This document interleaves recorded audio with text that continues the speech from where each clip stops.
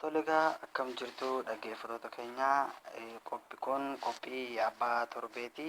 Qophiin abbaa torbee torban kana akkaataa sagalee keessaniitiin wal duraa duubaan jechuudha kan isin dhiyaatu ta'a.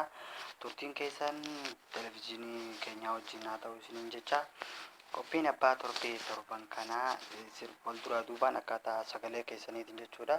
Akkaataa sagalee keessaniitiin kan isin dhiyaatu ta'a jechuudha.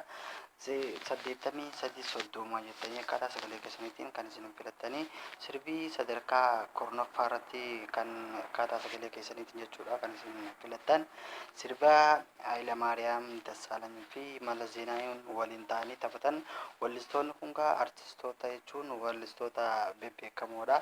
Akkuma beekamu wallistoota bebbeekamoodha. Sirbii isaaniitis sirba baay'ee namatti tolu. Sirba kana daawwannee akkaataa sagalee keessaniitiin wal duraa duubaan kan isin dhiyeessu ta'a.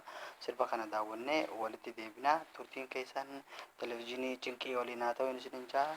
Turtii gaarii.